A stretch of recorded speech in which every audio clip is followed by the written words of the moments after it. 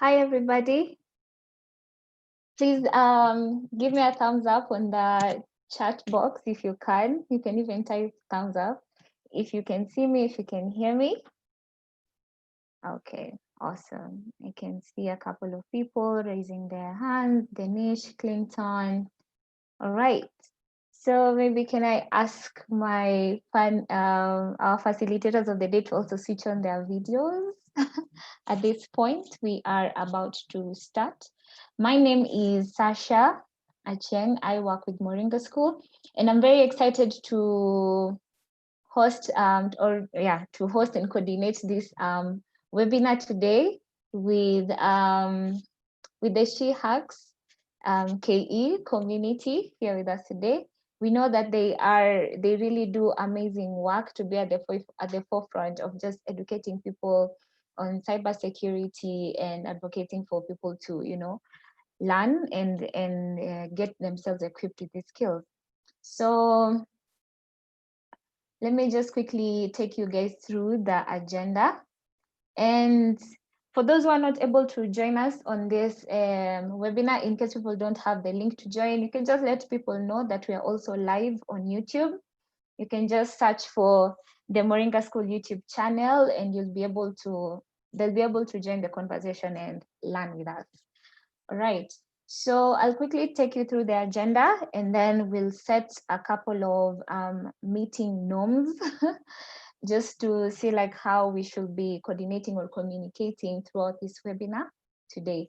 So first of all, of course, this is what I'm doing right now. We'll just be doing the welcome remarks, and then we're going to get a couple of introductions from the founder, one of the founders of She Hacks KE, and then we'll deep dive into the main conversation of the day, tackling the topic around cyber security threats management for software developers and what they need to know for around 30 to 35 minutes.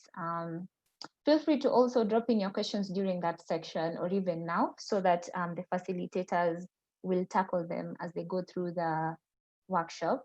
And then we will end at 8 p.m. We understand that it's the evening, people have had a long day, but thank you for dedicating just this 1 hour to learn with Moringa, right?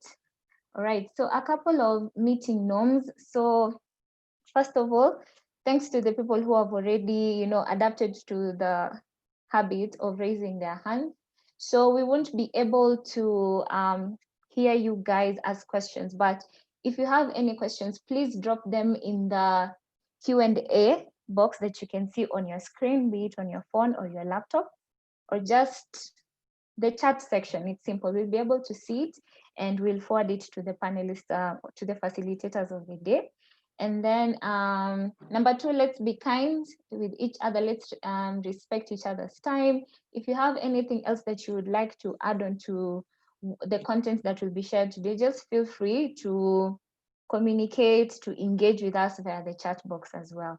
And invite your friends to join us on our YouTube channel because we are live there as well.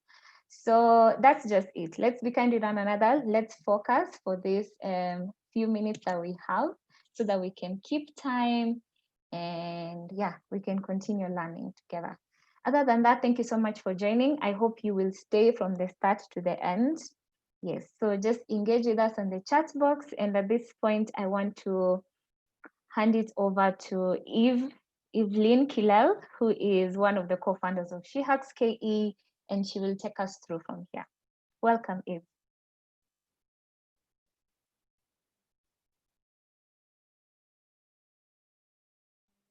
I was on mute. Apologies for that. Thank you so much, Sasha, for the introduction, and it's a great honor to be part of this webinar and supporting Moringa School with regards to cybersecurity matters. So let me say more about She Hacks. She Hacks is a group of women, but it's not limited. It encompasses everyone and anyone who wants to support us, who wants to work with us through the different programs that we have. So like, for example, the one we have today is a webinar that we are working together with Moringa School to facilitate it through.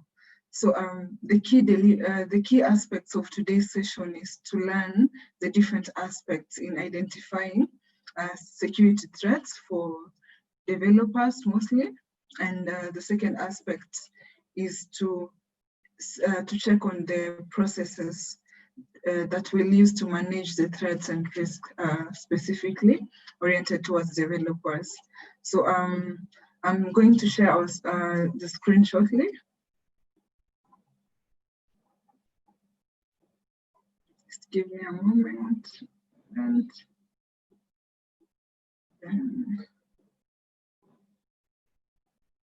can you all see my screen?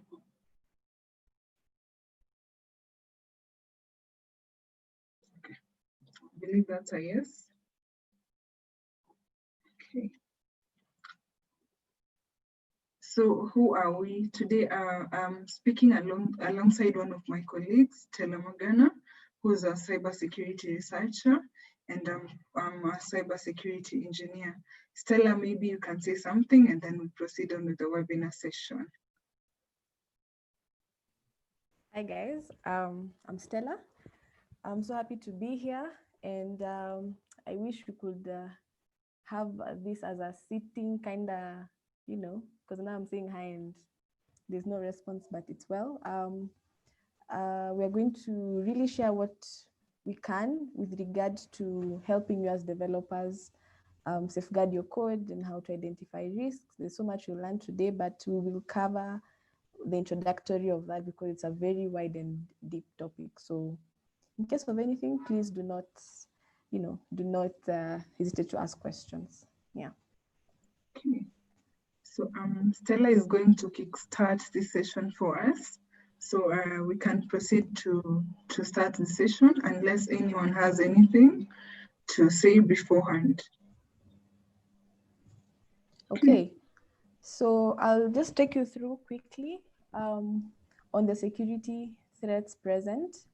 And I know as developers, cybersecurity, sometimes you wonder, like, how can I link what I know with that industry? Well, I'll first of all advise that whenever you are doing your code, your projects, first of all, have frequent security reviews and audits. Some majority are done using tools, yeah, and you can identify, protect, detect, respond, recover your code using the tools.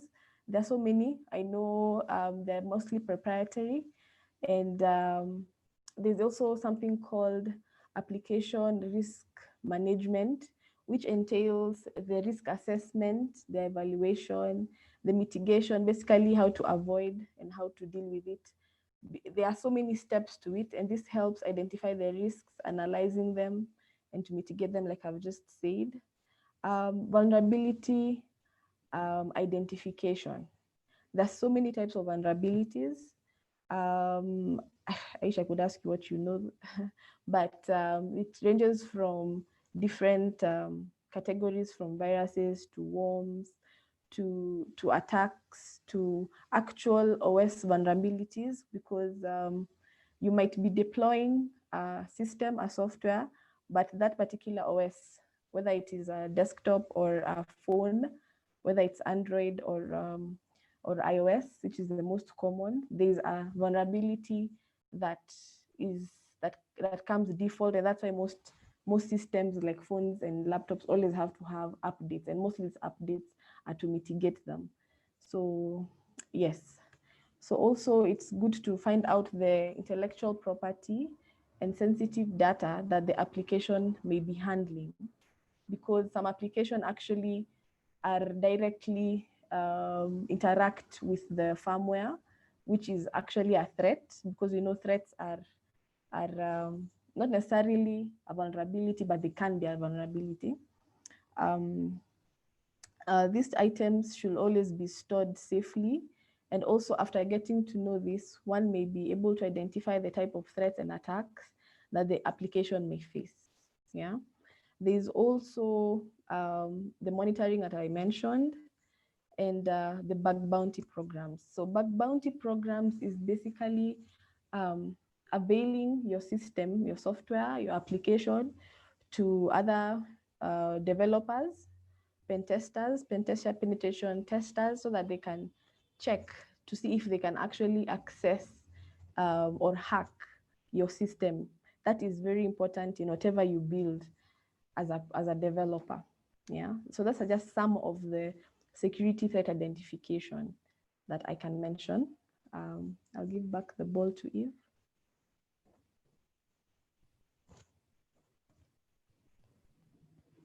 Thank you, Stella. So maybe I can expound a bit more on the different security threats that the web applications mostly and mobile applications.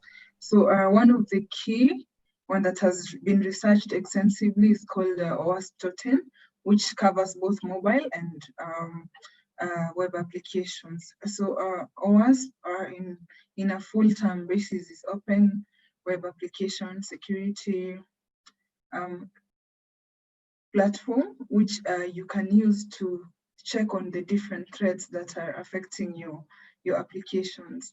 So with regards to that, I can mention a few of them, which is one of them is SQL injection. And this is quite common, and I think it's first on the list for OWASP top 10.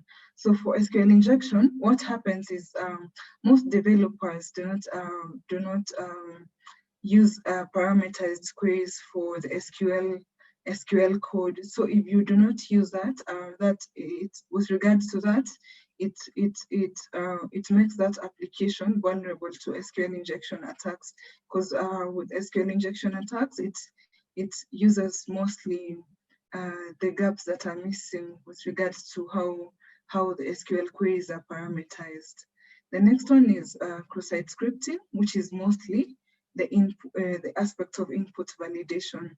So with lack of input validations, that means anything can be accepted on that form data, which results into an input validation aspect of that particular platform. Then there's the additional ones are the CSRF, cross-site request forgery, and a couple of others is the additional others. It's normally a list of 10 vulnerabilities with regards to OWASP. So there's also, for mobile applications, we have applications that are running on a jailbroken devices or rooted devices. Jailbroken is a term that is mostly used for iPhones or any iOS devices. Then for Android, it's mostly rooted devices. So with regards to that, applications are given excessive permissions, which might result into abuse on the permissions that are given to that particular application. There's also the aspect of reverse engineering applications. So with regards to reverse engineering, someone can reverse engineer and embed Trojans to your Android code and then repackage it, upload to, let's say, Play Store. And with that, users will be able to will download applications that have malware or Trojans inside it. Okay. Okay, so we can move to the next, unless Stella, you have something to say? Or any questions before we proceed? Yeah, actually, I was about to say, is there any question? Because this is such a, like, it's a lot, there's a lot to be said with this, but I hope you have not lost anyone. Is there any question? Okay. Somebody saying the sound is low. I hope now it's better. Can you hear me well? I can hear you well, yeah. Okay. So Stella, had you mentioned about the outdated software? Oh yes, I just mentioned it in passing, but I'll just repeat it. Outdated software is also a risk because you could have made a system, deployed it, whether it's an app, and because of lack of updates that is really necessary, we know technology is always ever changing. So new types of threats of malware are always made. I hope you know that there are people who just do. There's a term for those people. The people who code viruses. What's their name? It's a career. Yeah. And with all software, that's a threat to your system as a developer. So always make sure you update whatever you code. Thank you, Stella. We can move on to the next one. Yeah. Okay. So with this one, we'll focus more on security threat identification. Why do we need to identify threats in the first place? It's basically to identify the different loopholes that are available in the systems that you have. Like Stella mentioned earlier, items like outdated software.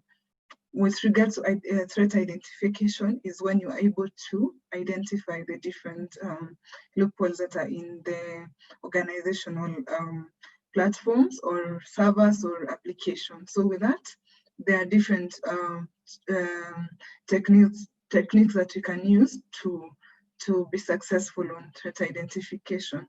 One of them is frequent security reviews or audits. So with regard to that, security review is a whole process on its own.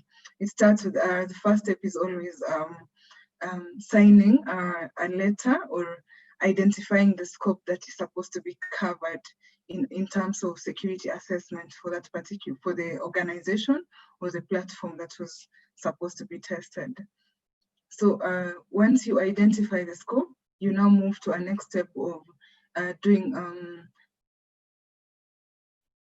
you move ahead to doing recon, which is more of like checking what exactly can be compromised, or what other aspects of this particular scope can be compromised.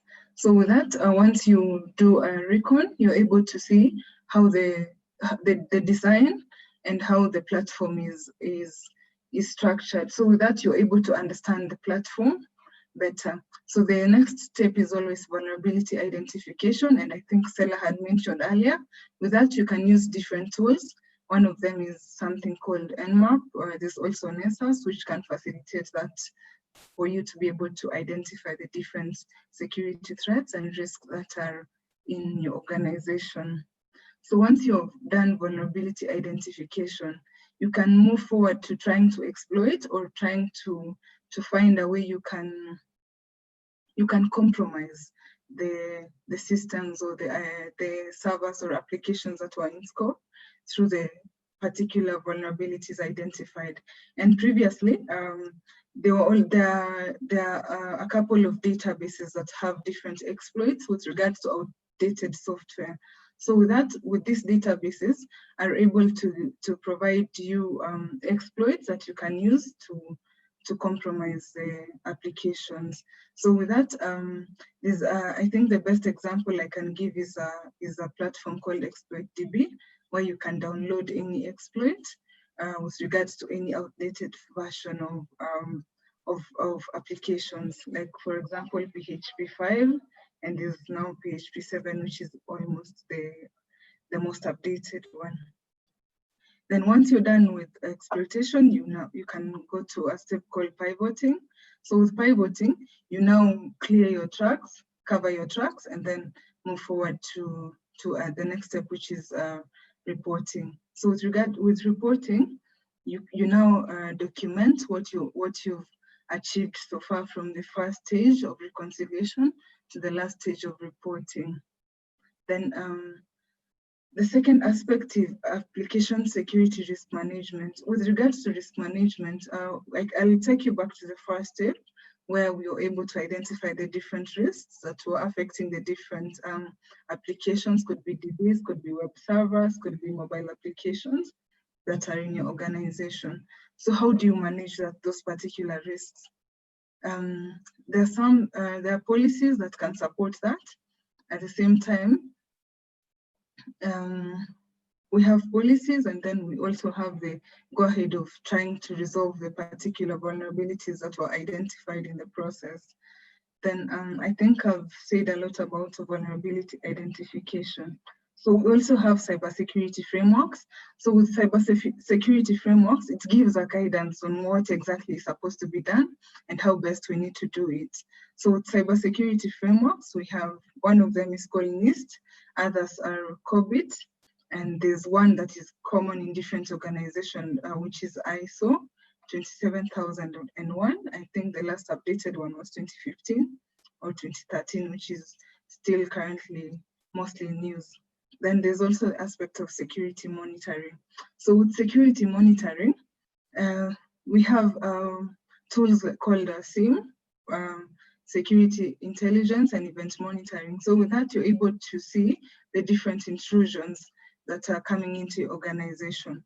So once you're able to see the intrusions, you're able to either block it or using tools like web application firewalls or intrusion prevention systems.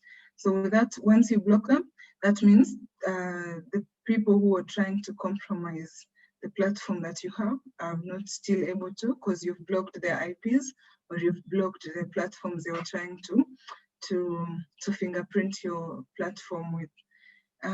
There's a last one as of today. There's bug bounty programs. What do you think? What is the idea that comes to mind with bug bounty programs? So with bug bounty programs, people are paid to hunt for bugs. Does that sound good enough? you get paid to help organizations secure their platform. I can give you the best one that we have in this region is Safaricom.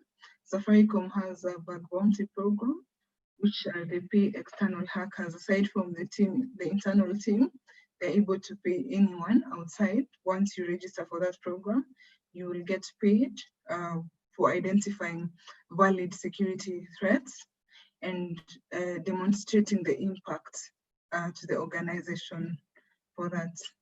Yeah. I think, Stella, I can let you go for the next one. Any questions to that? Okay, we have a couple of questions. Yeah. I will just read them out to you guys. And by the way, people, this is not a monologue. We can still communicate. If you want to ask a question directly to the panelists, just raise your hand. I will allow you to talk. It's just a setting that we just need to click and you can speak. So the first question is from Koech, and Koech asks, how can we prevent the attacks, for example, that of cross scripting, like the type of on cross scripting? So how do we prevent attacks on that? And can I read the next question? You can answer that first. Yeah. Okay.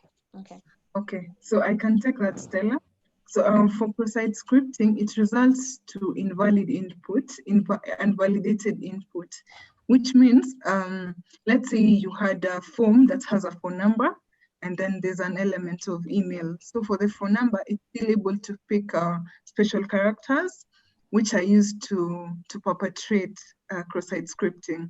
So with regards to that, if you're not able to validate input, because it's just, I think I've been a developer before, so it's just like validating input, like this form it should only accept numbers and not any other characters. So it should just accept it as is, and what exactly is supposed to accept, nothing has to change from there.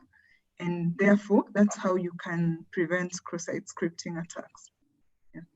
Yeah, Okay. you've answered beautifully. I just want to add that another way as a developer you can avoid that is actually by avoiding so much user input.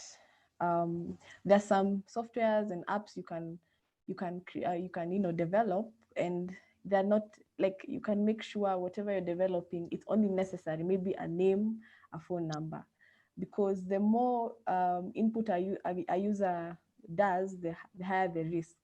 Yeah, so like she says, just control what the system will accept into the database, because that's how it all starts. Yeah. So I Okay. think there's another question. Yeah, so there are a couple, which is good. Keep bringing in Good, your yeah. question. Yeah, so the next one is from Titus, and he asks, how can one distinguish a genuine antivirus software from the illegitimate one? Because there's this narrative that some renowned antivirus applications like Spaxi or AVG being sold are not really legit. So how can one distinguish? Okay, I think I'll just start, then I'll throw it to Eve. That's a very heated debate, even in the security circles. There's actually, it's actually said that the software that comes with your OS, which is Defender for Windows users, is sufficient to protect you. But what I know is, as long as you're not getting it from the manufacturer direct, don't bother. Yeah, don't bother. But Eve, what do you have to say about that question? I think there are so many, especially with regards to using mobile apps, there's a way pop-ups come to your phone, and if you click going forward, you can download a malicious antivirus, which you'll not be able to see whether this is genuine or not, because it was just from a pop-up. And once it's installed in your phone or your machine, I think that's the it would come to a dead end that you need to format it again and then come back again. So it's just like, be careful on what you're clicking, and be careful on what you're trying to surf in the internet.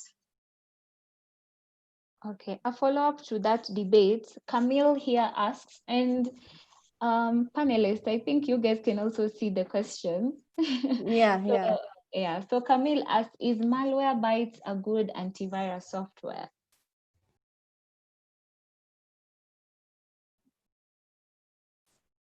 I'm not very conversant with that, but any antivirus that is legitimate, i.e. McAfee, Kaspersky, Avast, all of them are good antiviruses. It's only that each person has their own preferences on what exactly they want. So you can explore as many. Personally, on my personal machines, I just use the one that comes default with Same Windows to me. Defender. Yeah, Same to me. Yeah, it works as a charm, so it depends on anyone. yeah. Whatever you want to use, just use that. And also, So, I'd like to mention mhm, just a moment. For cracked versions of antiviruses, you might think you've downloaded it maybe from FileHip or anything, but don't forget, as long as it's a cracked version, it means it's not from the manufacturer. Meaning, I have maybe reverse engineered it, put in some, some shell code, some script, and repackaged it, and then uploaded it in sites like Torrent and File Hippo and the like. So as long as there's some softwares you don't need to risk. If you're really, because now an antivirus has a lot of access to a lot of architecture in your laptop and even your phone. So other advice, if you really need one, get it from the manufacturer. Yeah.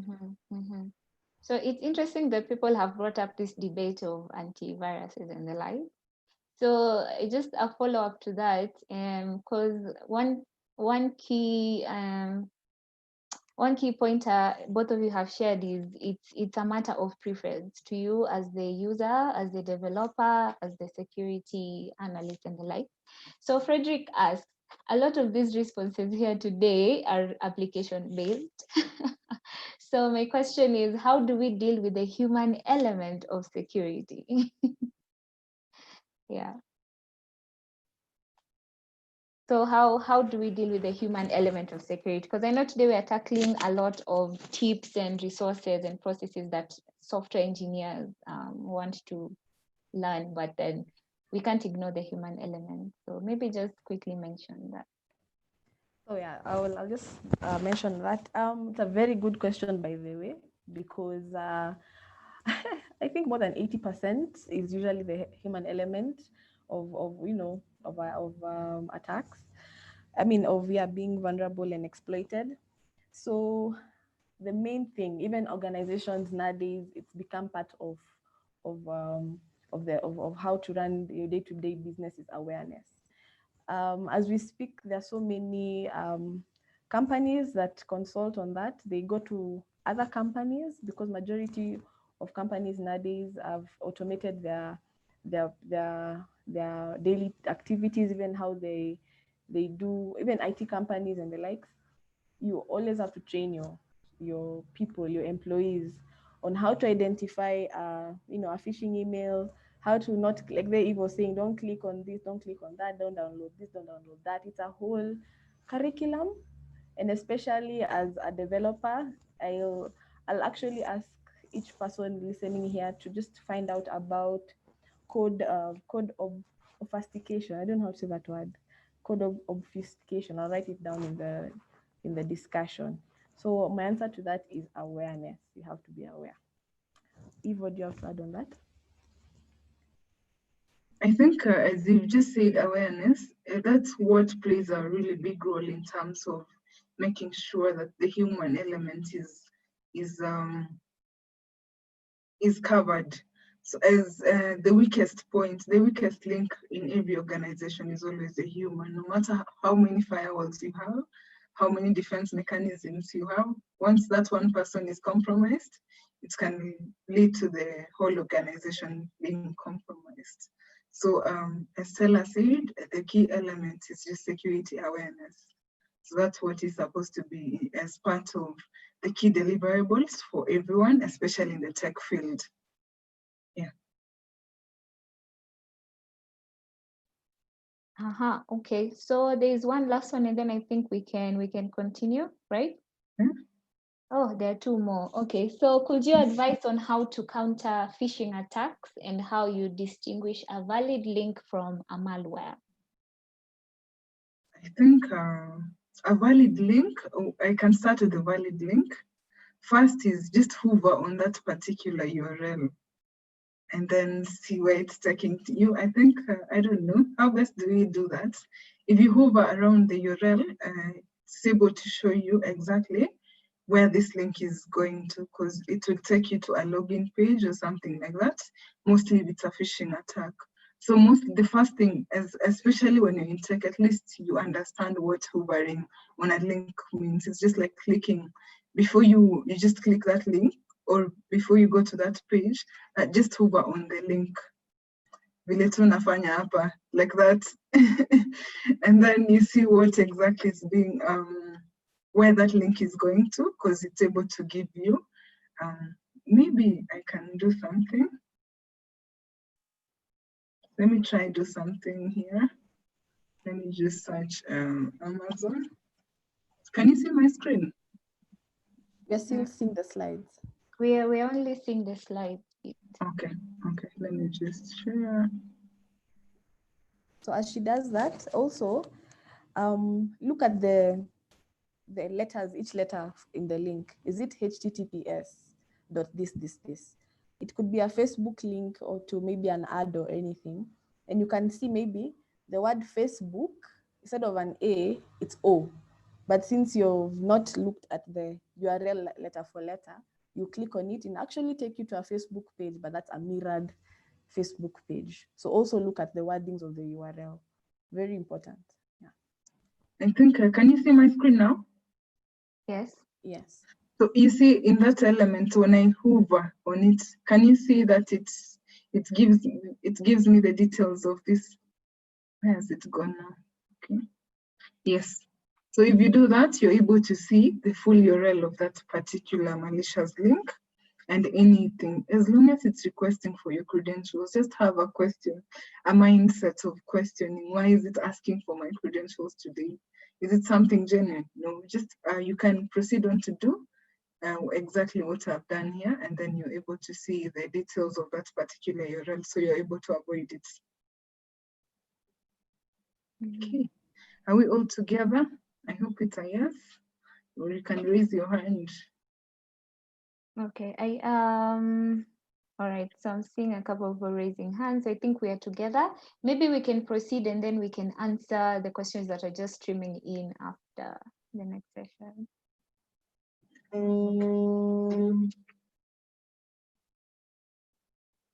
Stella, over to you.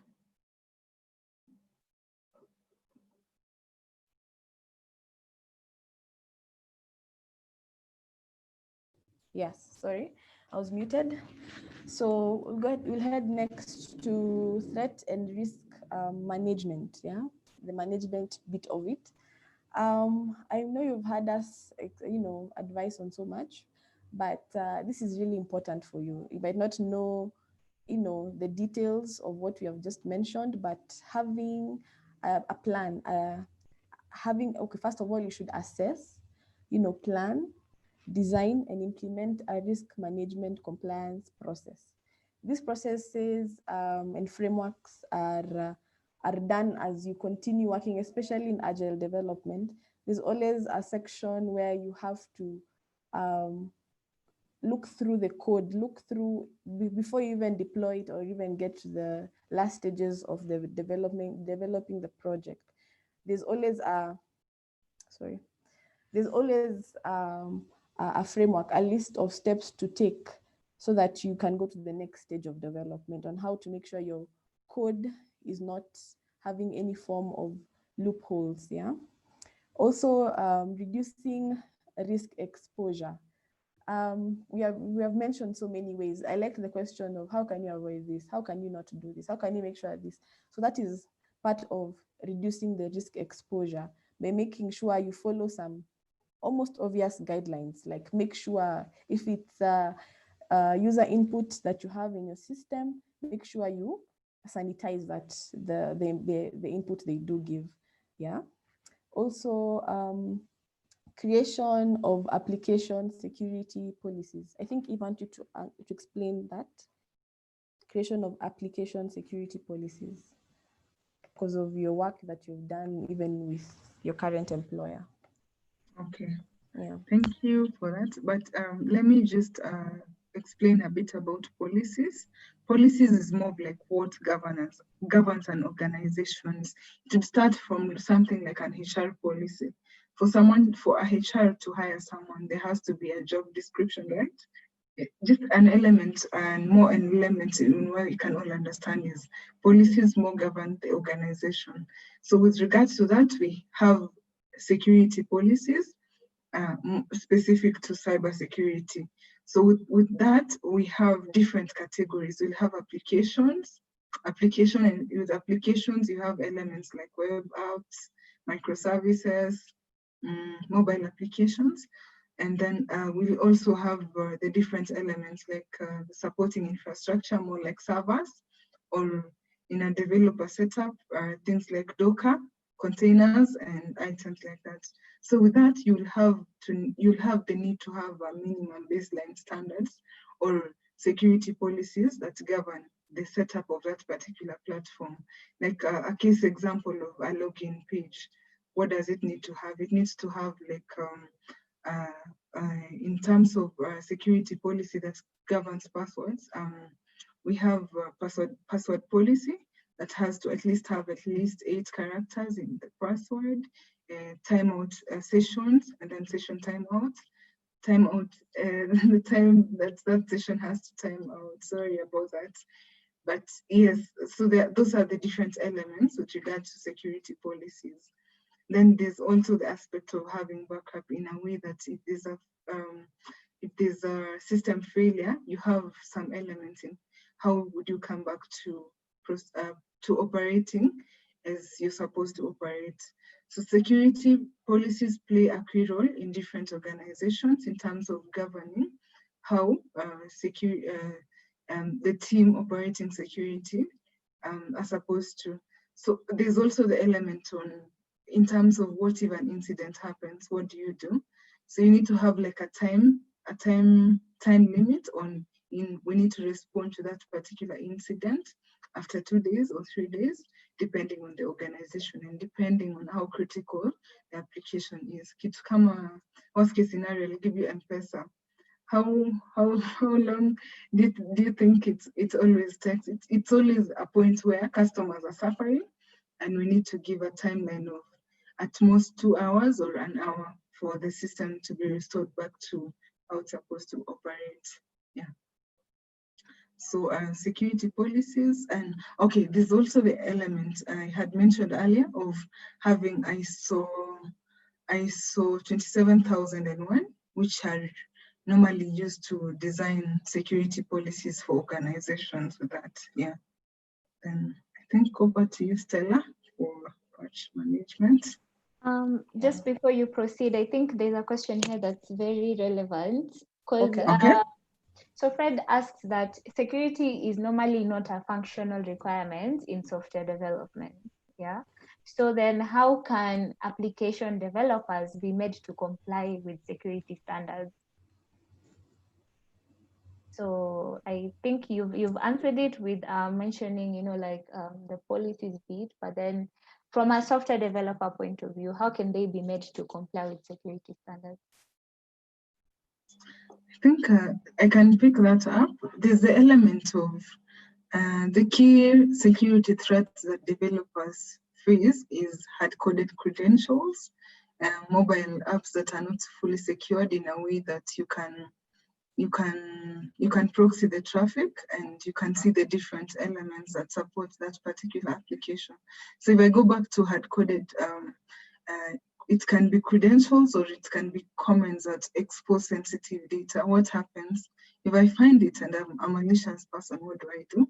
I have to compromise you, right?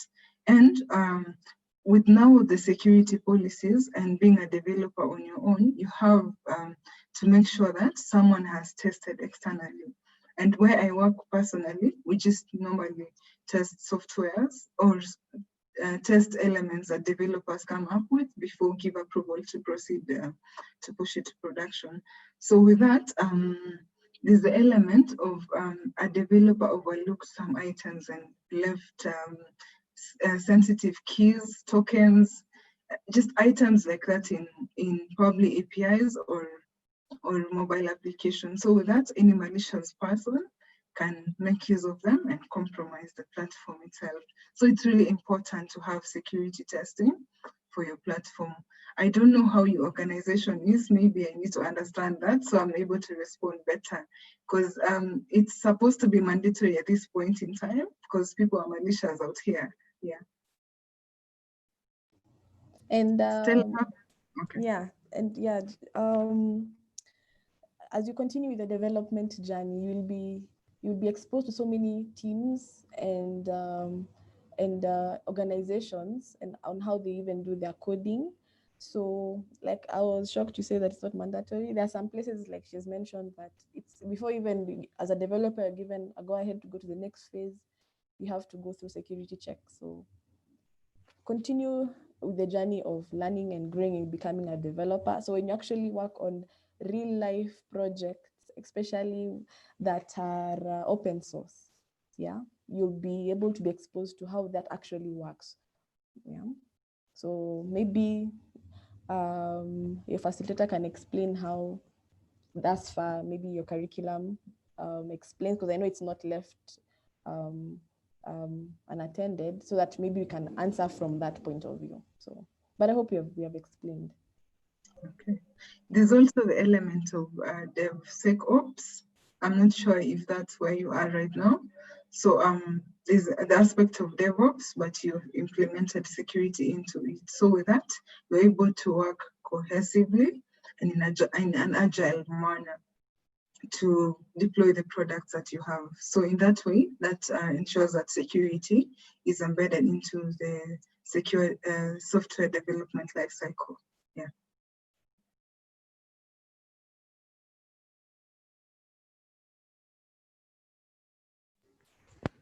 So I think we are okay. Um, so let me just finish up on that particular topic.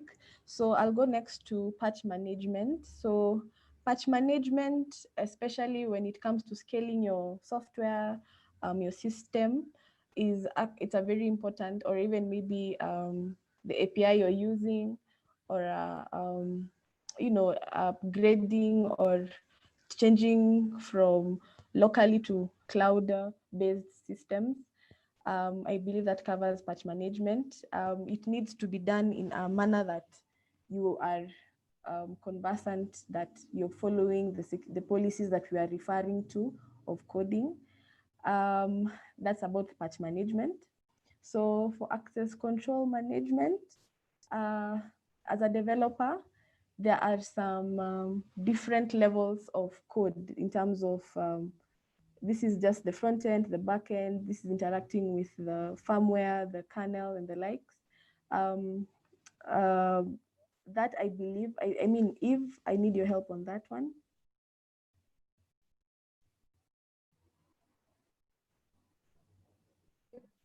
I was muted again. Yeah. Maybe I can add something on that. Yeah. with regards to developers, I can speak the language that you are at. Let's say you have Kubernetes clusters, you have AWS, you have Azure, and with regards to the cloud platforms, you have a way you can either log in through key management. Azure has a platform, is able to integrate with domain, that is AD. So that it's easier to manage access or to implement access control in who has access to what. So with that, with Azure, you're able to even just use your AD credentials. I'm not sure if you all understand what AD is. It's just like, it's a domain controller, which is a central management of the different user access that are available in different platforms in an organization. So there's also AWS.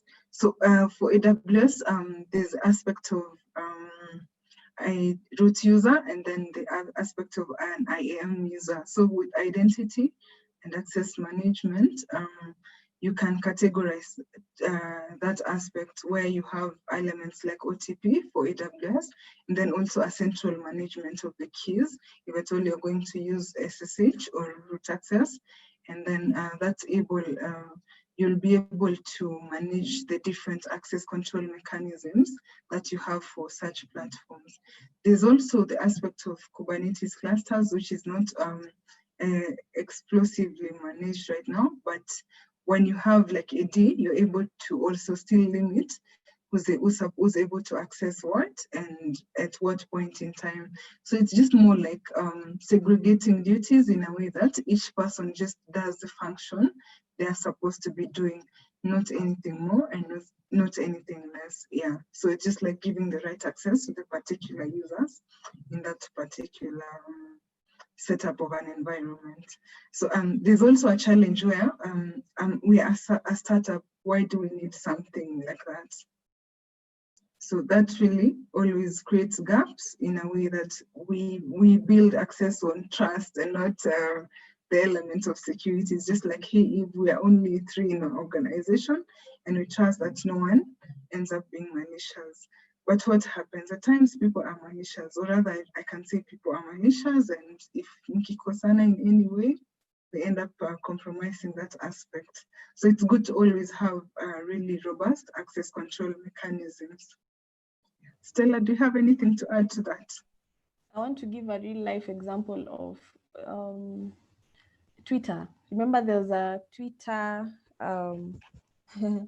there's a Twitter hack that happened, and I believe my personal belief is that it was an access control management issue because somebody in the company, an employee who had access to user data, and to actually even access it, yeah, as an employee, that is something that was not thought of. So what happened, somebody in the inside was able to um, impersonate all the account holders for Twitter that had the tick, the badge, the verified badge.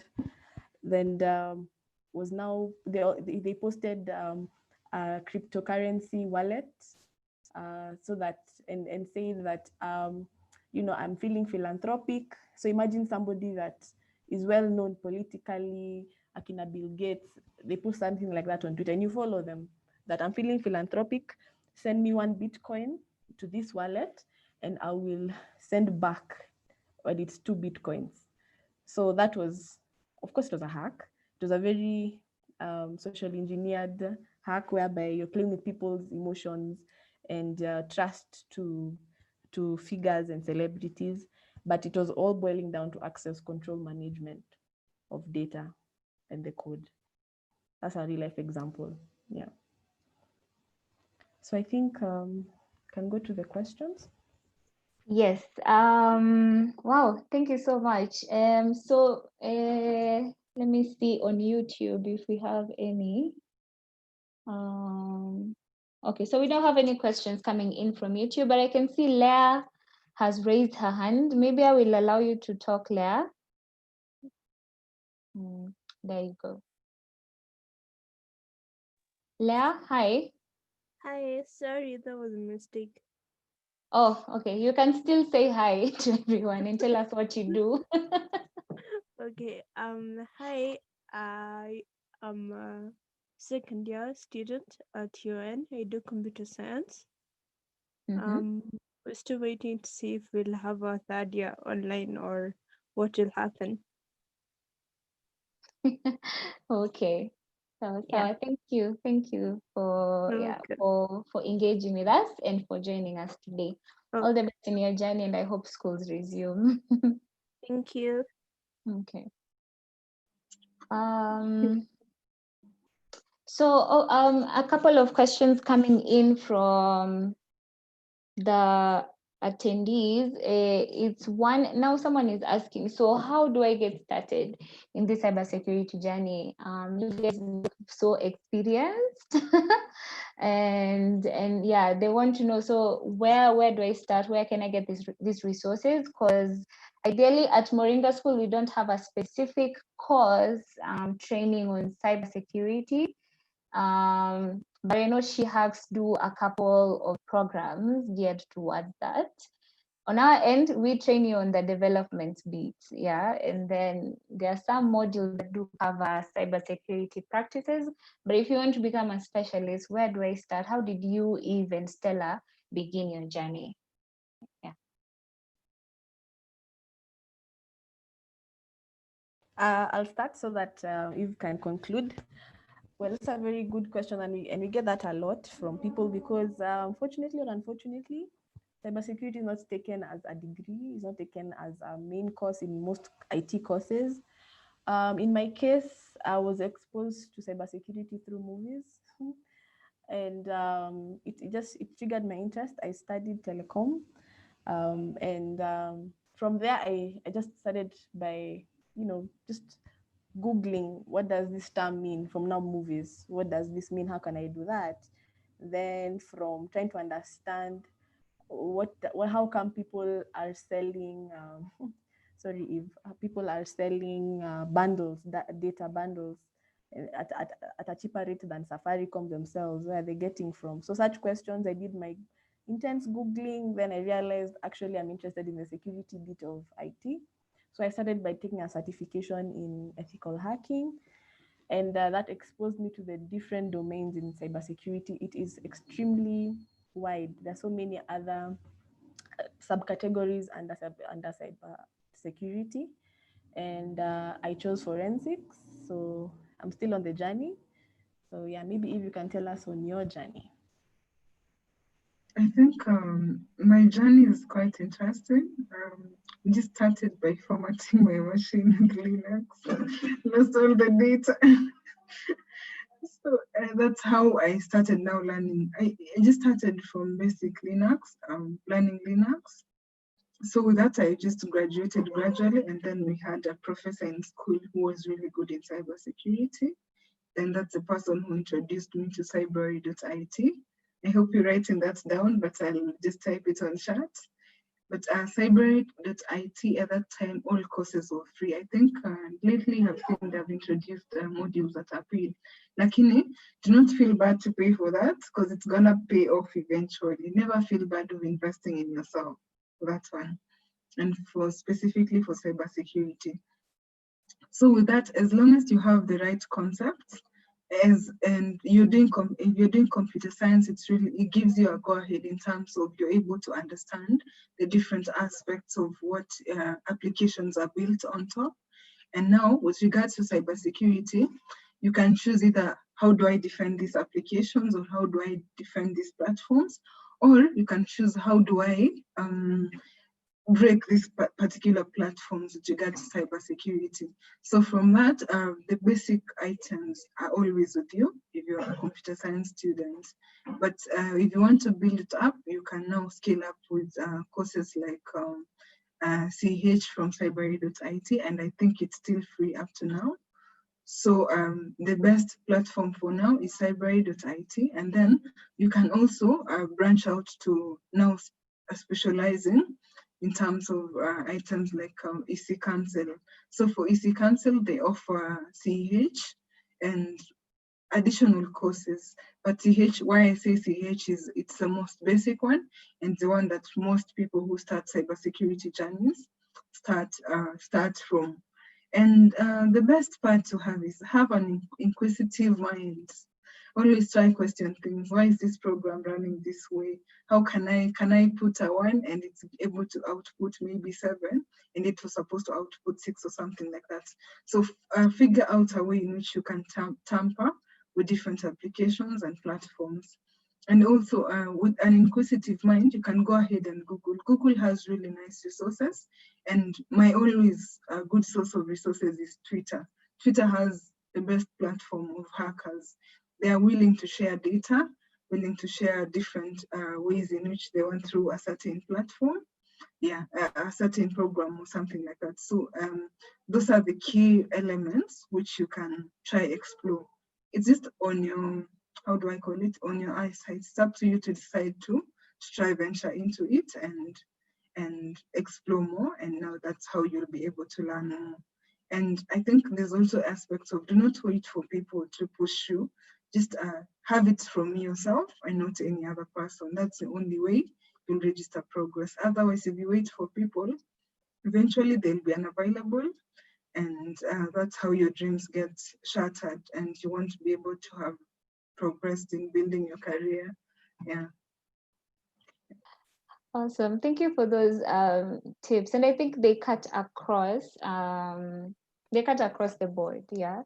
To any person who is on a journey, whether you're beginning, whether now you want to become an expert in whatever field or domain that you have picked. And it's kind of like the motto that we also really live by at Moringa. We normally say that we are very good at teaching you to learn how to learn. Yeah.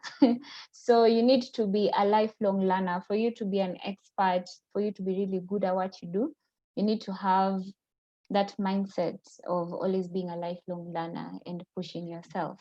So I can see Faris is raising their hand. We are 4 minutes to 8 p.m. I know there are many questions that have been asked, but we're going to collect them and share them with the facilitators of the day.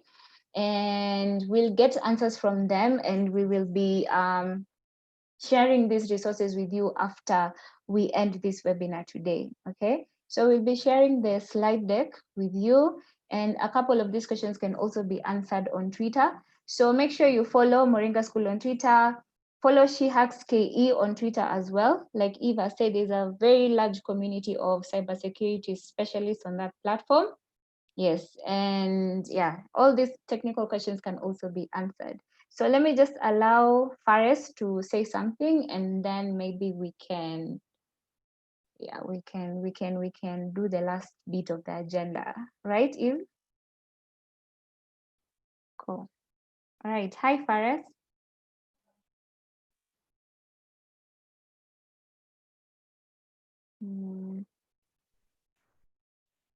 Hi, Faris. You can unmute yourself.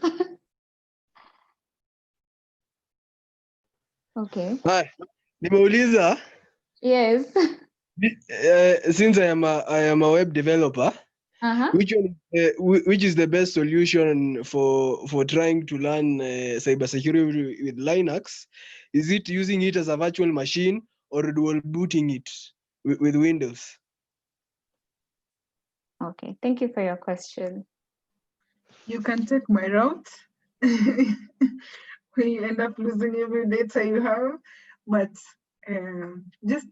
you can have a dual boot, even a virtual machine. Personally, I use a VM, so any works as long as you're learning. And the best platform I use to learn is it's a platform called linuxjourney.org. Let me type it out on chat. It's able to break down from the Linux basics towards the end goal to Linux networking. Stella, you have something to say? I'll advise anybody not to just go directly, but if you have the guts like our dear Eve, it's okay. But a safe route usually is start by having a virtual machine with Linux. Do everything that you want to do there, but it figures a point there are some functionalities that you may feel you won't be able to achieve with a virtual machine. Then from there, you can actually dual boot, and that way you'll rarely make big mistakes like losing everything, because you can be sure it was such a simple thing she did not do that made her lose all her data in a computer. So yeah. Mhm. Yeah. Okay. So last final question. So for the big, okay, they didn't write their full name, but they ask which other resources can you recommend for beginners who are interested in securing their apps? Yeah. So maybe you can iterate.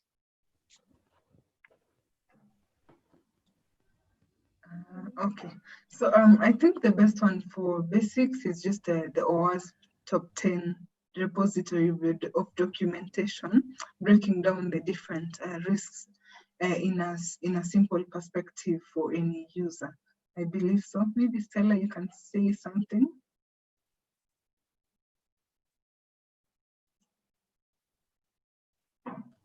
In the chat, I gave an assignment for guys to research on code of obfuscation. Yeah, that will really help you understand on even which other tools are there to secure your code. And if it's an app on its own, I don't know. There are so many, but start with what we've given you, because all this comes from preference as you continue securing your apps and codes. Yeah.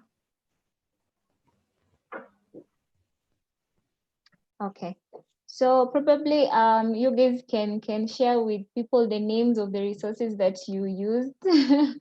Because they keep asking, so where did you study this cybersecurity event, Stella? Maybe you can just type out maybe a site. But like we mentioned, we will be sharing with you these resources with you immediately after this. So I'm kindly requesting you guys to give us your feedback on how you found this webinar.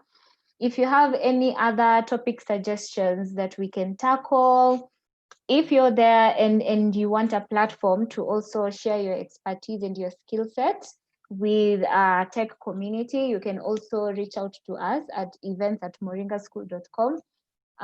We'll be able to reach out to you and we can organize with you, like a platform where you can share. So I've shared the link to the feedback form. You can also leave that there if you're interested in, facilitating a workshop, or you have suggestions on like the various topics we can tackle moving forward from here, and what more you'd like to see from She Hacks K community. So I don't know if there are any parting short words from your end.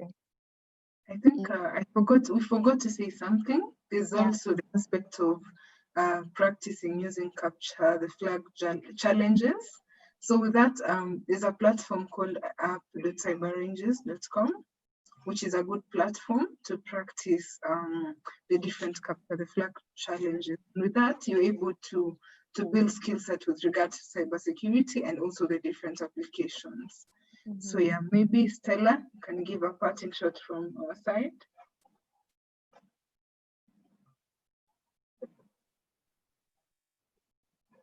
I was trying to type something for the attendees, but guys, thank you so much. I am very impressed by your curiosity.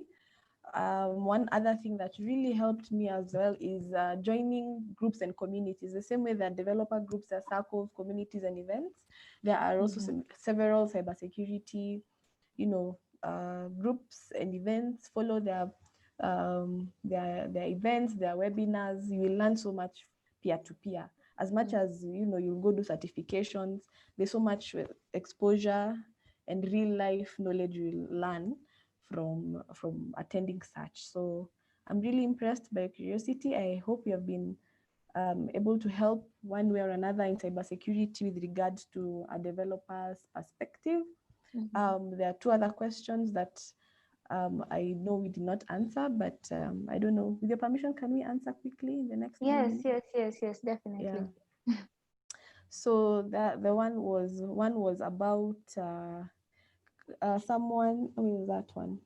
Yes, is it good practice to open a link on a new tab instead of clicking the provided link directly? I'll start by saying that's more of a shortcut, because don't forget you have saved cookies and passwords on your browser. So that same tab is not doing much for you, yeah? So maybe if you can add on that, then you can answer the second question.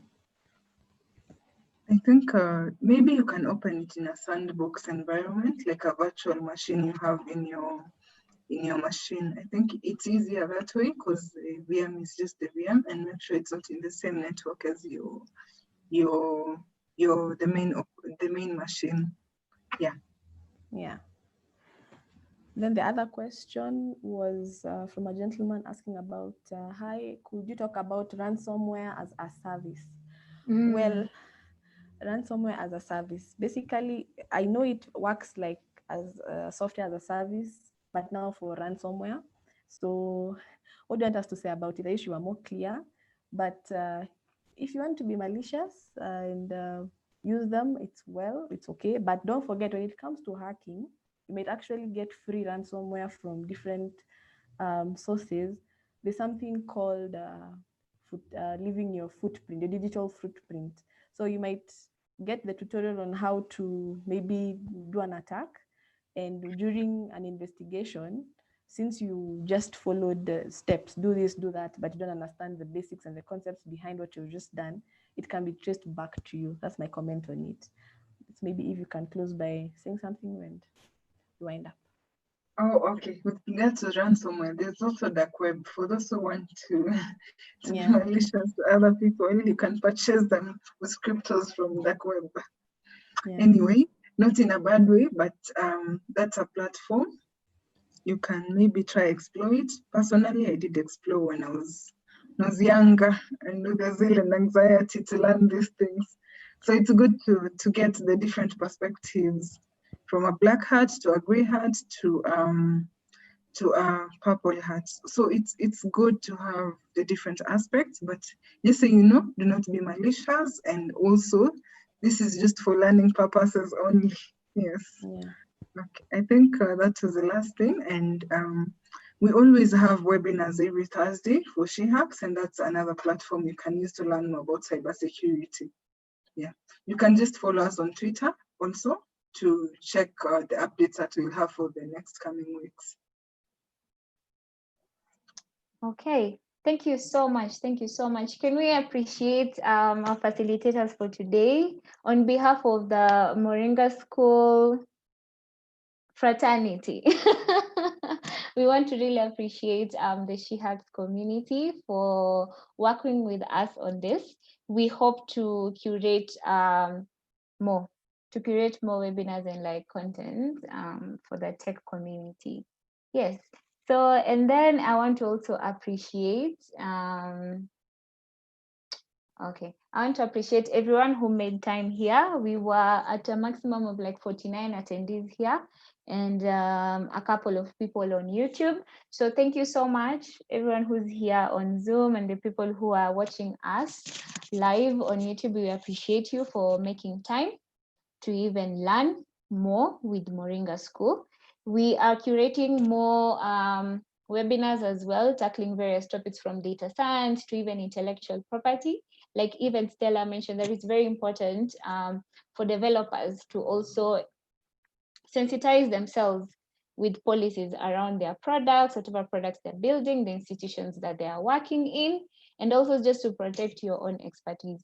So please also check out our social media pages. We'll be updating links on how you can register for these webinars. We are collaborating with so many, expert people in the field. I know Nairobi is just, Kenya is just so talented, So we are bringing all these people together. So please follow, please register, please attend our webinars and continue learning and growing. Yeah, let's make the most of the time that we have now.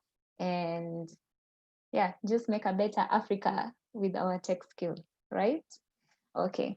All right. So thank you so much. I'm wishing you all a lovely evening or good night at this point. Yeah, we'll continue communicating via emails and via social media. So enjoy the rest of your evening. Bye, guys. Bye. Thank you so much.